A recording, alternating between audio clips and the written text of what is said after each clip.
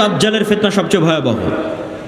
দেখেন কওমের নূহ আলাইহিস সালামের কওম যখন বড় বড় আল্লাহওয়ালা পীর বুজুর্গ দিনদার মানুষের মূর্তি বানালো, তখন তারাও জানতো যে এই মূর্তির কোনো ক্ষমতা নাই।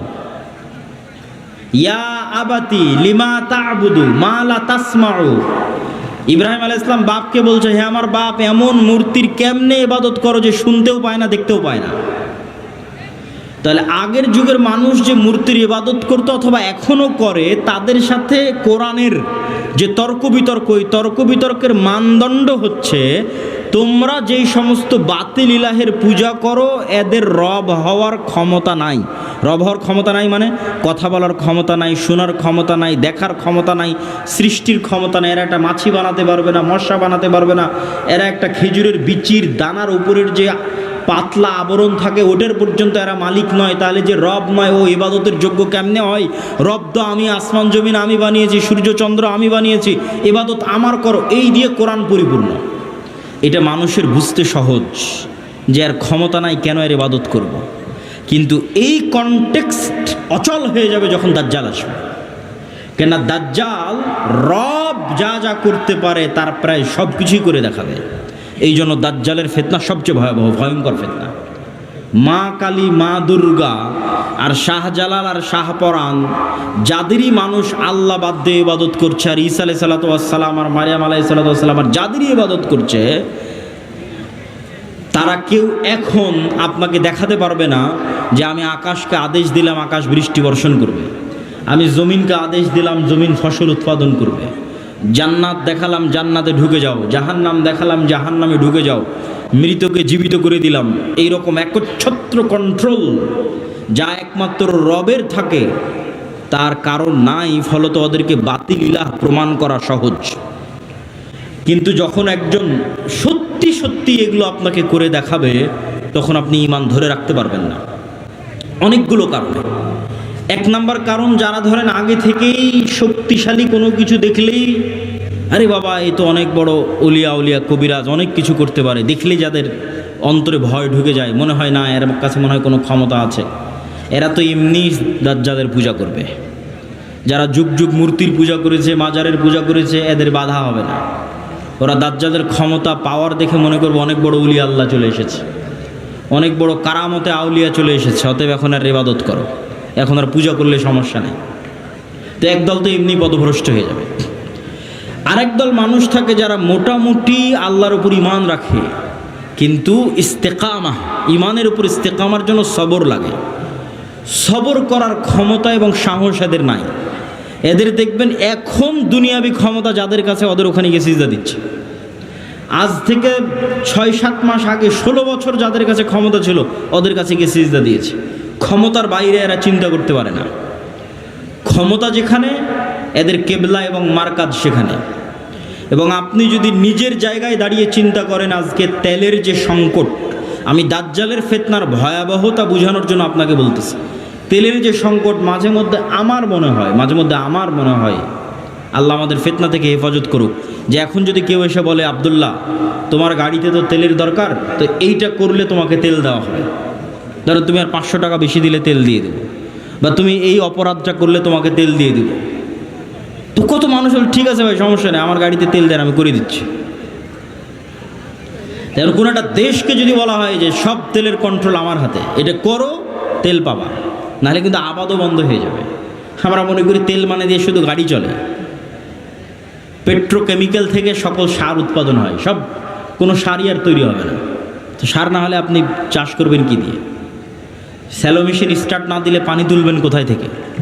তো তেল মানে শুধু গাড়ি নয়, সবই। এখনকার আধুনিক সভ্যতার সবই তেল। তা আমি তেল দিব না আপনাকে, তা আপনিও বুঝতে পারছেন যে আপনি সবই করে ফেলবেন তেল নেওয়ার জন্য। তো কোরআন এবং হাদিসে তো এর চেয়ে বড়টা বলা আছে, তেলের কথা বলা নেই।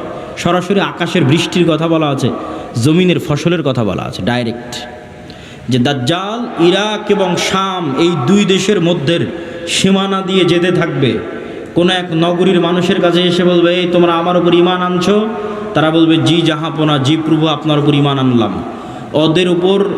ওদের জন্য দাজ্জাল টাকা পয়সা, ধন দৌলত, রুজি রুটির এত বড় ব্যবস্থা উন্মোচন করে দিবে যে মৌমাছির ঝাঁক যেভাবে মধুর পিছনে ছুটে, ধন সম্পদ টাকা পয়সা ওই শহরের মানুষের পিছনে ওইভাবে ছুটবে।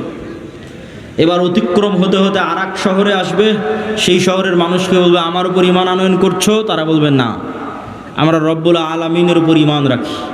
দাজ্জাল বলবে আকাশ এখানে বৃষ্টি বর্ষণ বন্ধ করে দাও, জমিন এখানে ফসল উৎপাদন বন্ধ করে দাও, খাবার দাবার বন্ধ, টাকা পয়সা বন্ধ, সকল কিছু বন্ধ, মোবাইল বন্ধ, ইন্টারনেট বন্ধ। আজকের যুগে যদি কল্পনা করেন, এখনই আপনি ঈমান ধরে রাখতে পারবেন না, যখন ঘটবে তখনকার কথা তো বহু পরে। তো শাম অঞ্চলের মানুষেরা না খেতে পেয়ে ধনুক চাবিয়ে খাবে, তীর চাবিয়ে খাবে। তীর তো খাওয়ার জিনিস না, ধনুক তো খাওয়ার জিনিস না, কিন্তু গাছের পাতাও যেহেতু উৎপন্ন হবে না তো কি খাবে? গাছের পাতাও তো উৎপন্ন হবে না। তো এ হলো দাজ্জালের ফিতনা, পৃথিবীর সবচেয়ে ভয়ঙ্কর এবং ভয়াবহ ফিতনা।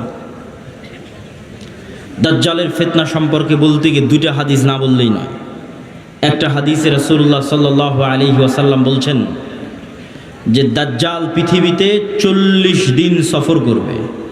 40 দিনের প্রথম দিন হবে 1 বছর, দ্বিতীয় দিন হবে 1 মাস, তৃতীয় দিন হবে 1 সপ্তাহ।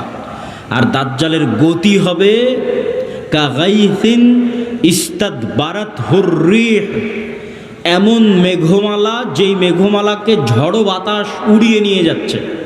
এই যে কয়দিন পরে কালবৈশাখী ঝড় হবে, আকাশে তাকিয়ে দেখবেন ঝড়ের সময় মেঘ কত দ্রুত চলে। তো ঝড়ের বাতাসে যে মেঘ খুব দ্রুত চলে, এরকম দ্রুত গতি হবে দাজ্জালের। তো আল্লাহর নবী মেঘের সাথেও তুলনা দিয়েছেন। এখন যন্ত্র দিয়ে মেঘের মতো আকাশে উঠবে না দাজ্জাল নিজেই আকাশে উঠবে, আল্লাহু আলাম, আল্লাহ সুবহানাহু ওয়া তাআলা ভালো জানেন। কিন্তু দাজ্জালের আগমনে পৃথিবীতে এত ব্যাপক বৈপ্লবিক পরিবর্তন হবে যে পৃথিবীর দিন 1 বছরের সমান হয়ে যাবে। এটা হঠাৎ করে আল্লাহর আদেশে কোনো কারণ ছাড়াই আল্লাহ বলবেন দিন এখন তুমি 1 বছরের সমান হও, এরকম নয়। আল্লাহ লাতিফ, প্রত্যেকটা জিনিস ঘটনা পরম্পরায় হয়, মানুষ দেখবে এটা স্বাভাবিক। তথা এই ভূমণ্ডল, নভমণ্ডল, সৌরজগতে এমন বৈপ্লবিক কোনো পরিবর্তন হবে, অথবা এই পৃথিবীতে এমন বৈপ্লবিক কোনো পরিবর্তন হবে, অথবা সূর্য এবং চন্দ্রের বর্তমান ঘূর্ণায়মান প্রক্রিয়ায় এমন বড় বৈপ্লবিক পরিবর্তন হবে যেটা স্বাভাবিক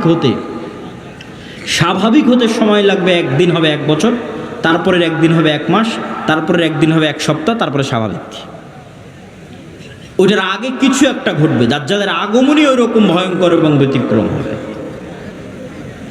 আল্লাহু আলাম সেটা কি হবে। দাজ্জালের বিষয়ে আরেকটি হাদিসে রাসূলুল্লাহ সাল্লাল্লাহু আলাইহি ওয়াসাল্লাম, যেটা তামিম আদ-দারির হাদিস,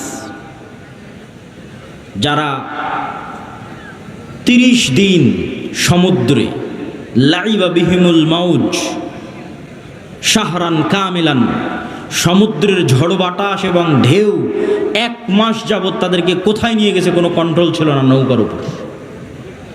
এক দ্বীপে গিয়ে যখন নৌকা ঠেকলো তখন দেখছে একটা প্রাণী, জীবজন্তু, জানোয়ার, গরু ছাগল মহিষ যেমন জীবজন্তু জানোয়ার, এরকম জীবজন্তু জানোয়ার যার মুখ এবং পা সব এত বিশাল লোমে ঢাকা যে কোনটা মুখ আর কোনটা পিছন এটা বোঝা যাচ্ছে না।